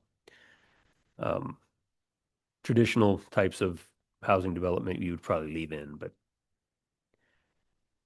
I can see Steve is What about a question. the other taxing districts? The only one that is fire. They would all be. And they're carved out. Yep. Fire's carved out. Everything else would go for the loan period or until the loan is complete. So Probably having a hard time grasping why this isn't more popular. I think it's a little complicated when you really get into the weeds of it. I think that's the problem. And I think the other issue is I haven't seen the city do it yet because the county has to agree. I've only seen the county do it. So a county can do a project as well and they don't need city approval. They can stand up their own program because they're their own jurisdiction. A feeling it's a lot like safe routes to school. Safe route. Getting the project together, I think, would be the hardest part. The performa, all those types of things, getting the approval, the location, all that stuff. Managing the funds is fairly easy. It's actually standing up the program and the application process, I think, would be the hardest. But I'm guessing that it's the coordination between the cities and the counties that are having the biggest problem. With our focus on trying to attract diversification of industries into the community with family wage benefited jobs, that really creates an incentive for people in that middle income to look at Prineville. And I think it is well worth our effort to try to put the package together if we can. I would like us to move forward with it. Yeah, I gotta agree with that. Yeah, I mean, every politician from the state level down has been talking about affordable housing until they're blue in the face. And they're putting money, where their mouth is. So here it is. Surprised it's not more popular. And so it's already seated. right, it is. So So with that, I guess we have kind of our council of nod, so we can take that back to the county and let them know that yeah, it's a great idea. the city's on board with potentially standing up a program. And if you have any questions or if you have any future need, like I said, you can even ask on their site for a scheduled meeting individually if you want. They will meet you on Zoom and tell you about the program and how it works. So with that, now you can go talk to the county and tell them that you got the nod from council that we want to entertain this idea. Yeah, we were looking for general support from council regarding this program. And so there is a lot of resources and moving parts that need to move forward in regards to this. And so we really just wanted to get a sense of where this council was in regards to the conception of this project so that we could start actually moving forward to put some resources involved. The county seems to be a bit lukewarm on the project at the current time. Or not the project, but program. So wanted to get a sense of where our council was in regards to your enthusiasm for it before spending any significant resources therein. Great. Thanks, Josh. Okay. You just gonna stay up there? Yeah, and you guys have council reports first, but Well, there any reports from the council? All right. The ordinances, we're down to resolutions. Sorry, Josh. Resolution number 1640, authorizing the purchase of real property from Crook County Parks and Recreation District. Josh Smith. Yes, so no presentation on this one because I gave it 2 weeks ago. This is the Sea Hill Ridenour property that we talked about. The only change that from their last meeting is we did talk to the Crook County's, the board, Parks and Rec board, and they did agree for the 3-year payment. So it was doable without that, but that helps Lori. She encouraged me to do that because that helps her whole process and gives us more use of those funds in each successive year. So that was something we would put into the purchase agreement. So this is a resolution. So this is the time when you would actually have any questions for me, please ask. But this is the actual vote on whether you want to purchase that property from the Parks District. Guess I have a question, kind of, a little bit. Yep. I was definitely in favor of this. Is there any way that if this passed tonight or didn't, whatever it does, if it does pass, could we put out information and show people why this was an offer that was made to us, why we entertain this and how it could benefit that area? Yeah. What form were you looking? I Tried to put a lot of that in the resolution. I know, but I mean, publicly, get out to the public, promote this, Facebook, whatever we need to do about this property. Yeah, we can certainly do that. We don't have we're actually getting a better website coming to where I'm hoping we can start doing better at creating our projects pages and getting more information out. Right now, our website is kind of defunct. Should be getting a new one this summer. So we can do better at providing information to the public, and we could certainly publish what this property is used for. Quite a bit about certain projects in the city. What are they doing? Mhm. I think this is one that mitigates a water issue or can help mitigate a water issue, takes on property that isn't really good for anything else. And we can actually make some use of it. And it helps Parks and Rec, which is 100%. For 15 years now, I've always said I want to help the kids. And Yeah, this puts money back into their SDC fund so they can finish that park, put some lights up in fields and pave parking lots and replace the baseball fields like Steve mentioned last time. So we can certainly do that. We can find out different ways to kind of push that out. And I'm not saying that as a condition. Yeah. I'm just saying I would like to see it promoted. Okay. Certainly when we finalize the project, we could work with our Facebook publication and get that out there as a good story. I just think it's a really good story for the community. Any other questions from council? I'll move to Okay. approve resolution 1640, authorizing the purchase of real property from Crook County Parks and Rec District. Second. All right, we have a motion and a second. All in favor, say aye. Aye. Opposed? All right, passed unanimously. Outstanding. We'll move on to item 10, resolution 1641, authorizing the assignment of the purchase agreement. Josh Smith. So I do have a presentation on this one as soon as they pop it up. I do want to mention that hoping IT can put them on. I do have, this is a property purchase agreement between Polish Homes and Lennar Homes. I should have both developers, representation from both developers online. I can see Mike Morris in there. And they're all Mikes. Mike Morris, Mike Anders, and Mike Loomis might be in there as well. So at some point, I will defer to them and let them speak on behalf of their projects. But I wanted to kind of give you an overview of what this is and why we're doing it, or why they're asking for it, per se. So original property layout, I think most of you were on council when this all happened. Back in, it's probably 2019, we were actually discussing it. They were finishing up phase 3 and 4 of the Ochiko Point. I shouldn't use that because I can't see it online. Use my mouse. They were finishing up phase 3 and 4 of Ochiko Point. And at that time, we were developing the Combs Flat Road project. We knew this property that we owned, you can see the two city sides where the canal is, was going to get cut off from the primary Barnes Butte area.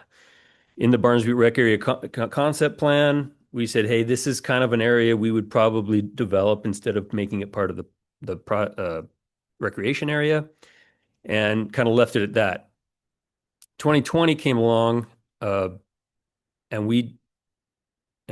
Polish came to us because they were looking at purchasing this Minnesota State property here from the Iron Horse project. And our property lended itself well to continue that whole project up to the Combs Flat Road. So at that time, the agreement was in 2020. That set the price per unfinished lot, which is $13,500, and requires incorporation of the Ocho Point HOA, which is the Polish subdivision over here. And the reason we did that is we knew this might happen, and we wanted to ensure that that development that we're selling to had some level of standard to it. So fast forward, this is the project that was approved after that agreement went through. This is the full expansion of, I did it again. This is the full expansion of what we're calling the Ocho Point expansion property. It's got 9 phases. 5 is already finished. 6 has been developed, and then they're working towards 7. And the reason this is coming up right now is they're asking to buy that and then turn this over to Lennar. So phases 6, 7, 8, and 9 would go to the Lennar purchase, and they would continue the project as you see it laid out. Granted, this is a tentative plan, so some of the lots will slightly shift, but the overall development is the same. Road systems and everything is the same. So when that came to us, our initial response was, well, we don't really want someone else developing. We sold it to Polish for a reason. What are you going to develop? How are you going to develop it? So we worked with Lennar on creating their own CC&Rs and their own HOA, because they don't want to be part of the Ocho Point HOA because it's a much higher standard than they're used to. Lennar can build anything, but for this project and for the price point that they're trying to hit, going back to that Merle project we were just talking about, the price point of these lots will come down a bit from the Polish because the HOA doesn't do as much. All the front yard maintenance and that such will go away. But the design standards we put in place and the HOA will create a similar product to what you see in Ocho Point to kind of carry that forward. That is the idea and the concept. So where we're at today, so this is the plan, what we're going to have. Where we're at today, there's phase 5, there's phase 6 that had been actually constructed. Phase 5 is almost completely built out. And then that is what would be sold to Lennar, the orange. The rest of the project would go to Orange. They'd have their own HOA, their own CC&Rs, and hopefully kind of be a softer transition because of the CC&Rs and HOA that we've created. This is what it looks like today. So the current property map, phase 5 would stay with Ocho Point. That's going to stay there. That'll be part of their development. Not going to change anything. They've already built it out. Phase 6, I put a plus there because it includes all of the orange, not just where you see the roads developed.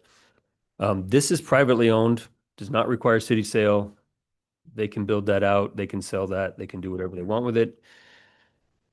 Phase 7 through 9, basically the green and part of the orange is what does require city sale. And the reason this is kind of a mutual benefit between the two parties and the city, this portion of Polish could sell to Lennar with no standards whatsoever and just let them build it out and just back out. They don't have to buy the city property. They can just completely walk away. They don't really want to do that. They want to finish the development. So the benefit to the city is our property right now is kind of stranded without phase 6 because all the right-of-ways dead end into their property. So if we just backed away from this and said, no, we're not selling, we're not going to sell Lennar, it has to be polished, and they walk away, we end up with a property that is kind of landlocked. and can't move through without purchasing property from them to finish our roads. On the other side of things, if they don't buy from us, they have a lot of stranded property that is useless to them as well. So it's kind of this mutual standard benefit, and it allows us to kind of front those negotiations with the standards and include phase 6 with the city property in the whole development. It gives us that opportunity, and that's what I'm taking now. I'd rather have the known situation than risk a gamble on saying no and getting something that maybe is inferior in the future. So what we have today, and your packet is massive. It's massive because I didn't even put all the CCNRs in there. I put just the design standards in there that we've negotiated through. You also have all 10 designs of homes in your packet. I just put 4 of them up here. If you've ever been in the polished neighborhood, you can see that this is a very similar architectural design to Are that. these similar to the Stone Ridge phase that Lennar put in recently? No, that Okay. is what we specifically said we didn't want in this neighborhood. So that is what, and Michael Anders can talk to that. So what you saw in Parkview subdivision is a much lower quality, kind of a more of a plain look to those. They're fine homes, they're affordable homes, they're great homes, but they don't have the cosmetic things that you would normally see in like the Ochico Point subdivision. These would. And you can see in your packet, there's several. These lots are smaller than those lots over there. Those lots are much bigger in Parkview. So you can see here, you got some smaller single story ones. There's several single stories in there, and you got several 2-story, you even got some 3-car garage ones. Some of these can be seen over in the Dry Canyon area in Redmond. I think I recognize some of these designs. So in my opinion, I think Lennar's done a good job at meeting our reasonable expectations for making this reassignment, and we should proceed. That said, I will leave it open for questions for council, and then I'll see if the companies want to talk. Any reservations or anything you saw in the packet that concerns you? Gosh, I don't have a lot of experience with HOAs. Mm-hmm. And the makeup of that particular group that makes those decisions for different changes that might take place. Can you give a little background so that who can make sure that those are complied with? So the developer initially does. So right now, Ochico Point is still under the onerous of Polish Homes. So they still run the HOA. Now that Iron Horse is just about ready to get turned over to the homeowners themselves. Eventually, Ochico Point will get turned over to the homeowners themselves. At that point, I mean, you can only do so much. An HOA is only as good as the people willing to maintain it. It does help keep the project originally built a certain way. After that, Polish Homes, they could vote right after they turn it over, they could vote to disband, and that's the CCNRs are still recorded, but there's no enforcement mechanism. My neighborhood, Northridge, used to have a homeowners association. It doesn't anymore, but the CCNRs are still there. They're technically still enforceable. I think the trees, what was it? Three Pines, that used to be an HOA. It's no longer there. These would be some of the first HOAs that actually get stood up by the citizens, but they're large enough they should be able to manage themselves. And I think this piece here, what Lennar is looking at, would be large enough to stand up on its own. Just to piggyback on that a little bit, what's important, however, in these CCNRs and HOAs is that the declarant is what's important, and that is the developer, right? And so the declarant generally in all CCNRs, I'll let both companies speak to this, but if they wish, the declarants retain a significant amount of control over the community until a certain level is met, a certain percentage of homes are actually sold. And so what that allows is it allows for all the building of the community to take the effect that was envisioned. Once the HOAs take it over after a 90% occupancy, let's say, then it's up to the citizens to maintain sort of the rules, landscaping, dogs at large, stuff of that nature. but the buildings themselves are already erected. And sort of that, those standards and specifics have already been relatively established. And it's really up to HOAs at that time to monitor the community and continue its character, but the character itself's already been built. So typically, even though we say HOA, those HOAs don't actually come into effect from a control standpoint until the community's pretty much developed. Correct. And you're seeing that more and more, that developers are building out. You don't see a lot of just individual lots being sold because of that new housing rules. People are afraid of what somebody might build next to them. So you're seeing a lot of these developers completely build out their own subdivisions. And that's where Lennar comes in and just buys the whole thing.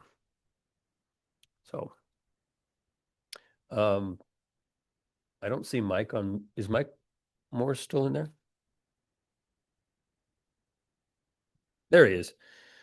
So I was going to invite Mike to talk on the polish side first, just to kind of give his opinion on why polish is moving in this direction, and then we'll hear from Mike Anders from Lennar. Go ahead, Mike.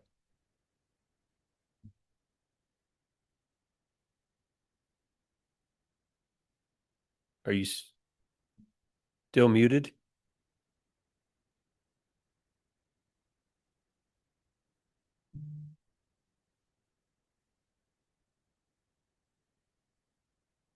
Maybe not.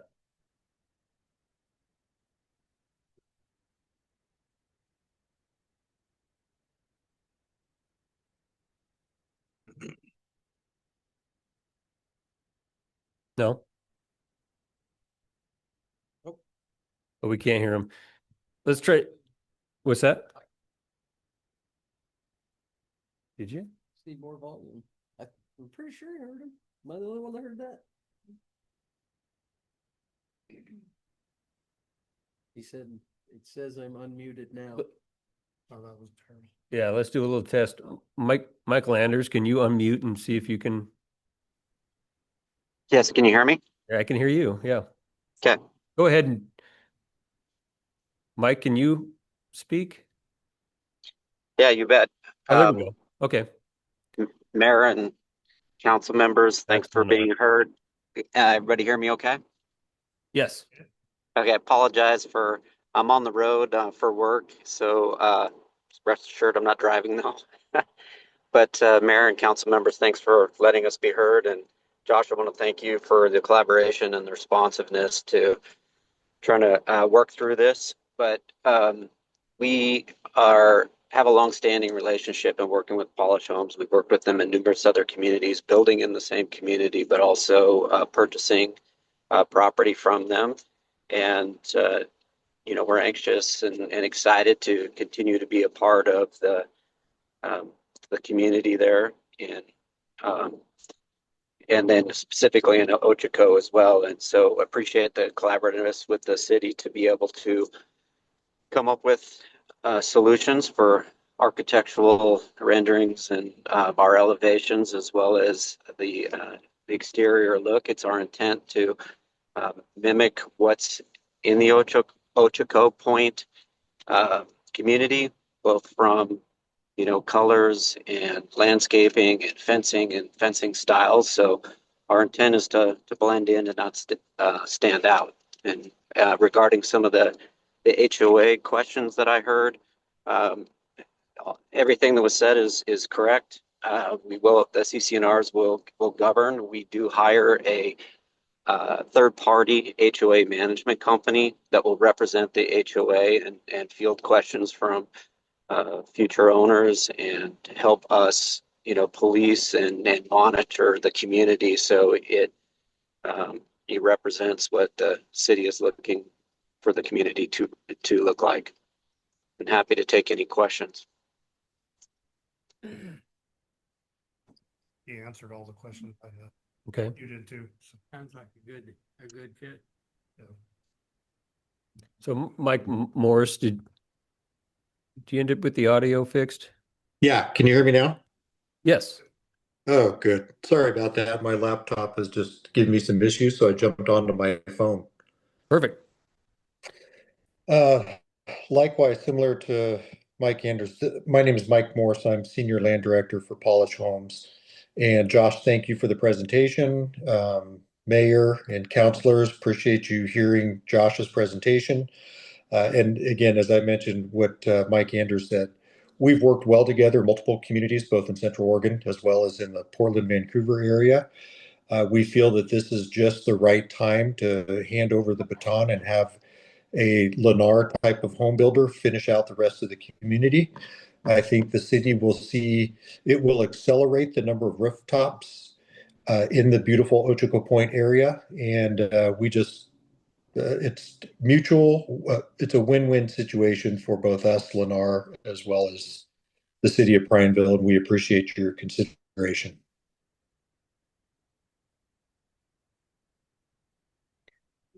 Go ahead. So have you entered into a relationship with them in the past? Polish going to Lennar, or is this the first one? No, we've done multiple projects where we've been the master developer, and they've either joined us in the early stages of a development, or in some cases even the later stages of a development. In this particular case, I would call this more in the later stages.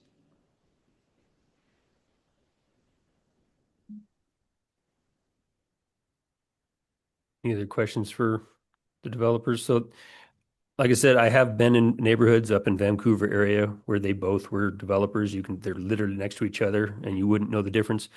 That was our objective in this, is to try to create that same pattern.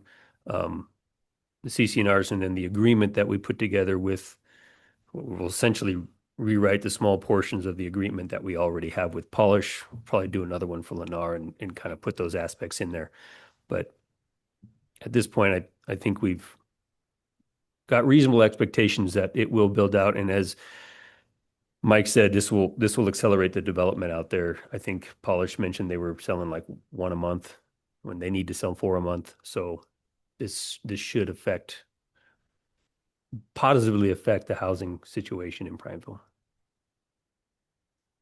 Did you have a question? No, I was going to make a motion. Please do. If you are ready. Oh, yeah. Okay. I would move to approve resolution number 1641, a resolution authorizing the assignment of the purchase agreement. Second. All right, we have a motion and a second. All in favor, say aye. Aye. Opposed? Passed unanimously. And I want to thank Josh for all of his efforts in getting the detail worked out so this can be a smooth transaction with a good outcome. Thank you. And thank the Mikes. Thank you. Thank you. Appreciate it. Sticking around this long for a meeting. All right, so we are down to visitors' appearances and requests. Would anybody in the audience like to speak to us before we adjourn?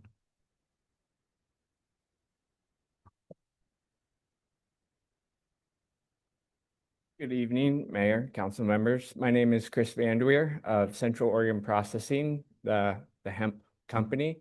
I am here today just to let you guys know, as well as the city of Prineville, that our company is fully committed to getting this figured out alongside you guys.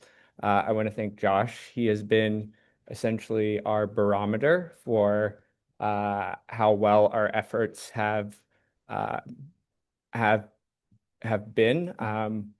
Going back 2 or 3 years ago, when it first was a complaint, we installed air filters, carbon sequestration. We have spent hundreds of thousands of dollars in remediation efforts, and we are down to continue that. For whatever reason, the complaints, we've tried to track it with weather, humidity. Is it the cold? Is it, I solve a lot of engineering complicated things for our company, and the smell thing has been arduous. But we are here to continue to figure it out. We have over 100 employees who work for our company. Their families and friends live all around us. We take polls from them.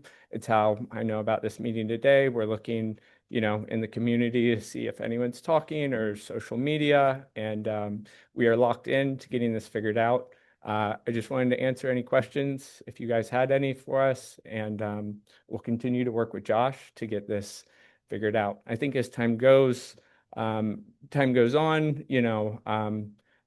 whether it's weather changing or our production increasing, some weeks or months, we feel like we've got it solved, we've got it licked, and then all of a sudden it's back. So there's some training for us, the frequency, we need to swap filters, but we are actively working on it. And if you have any questions, I'd be more than happy to take any of them. Appreciate you being here. Yeah. Of course. Thank you. It means a lot to us. Thanks, Chris.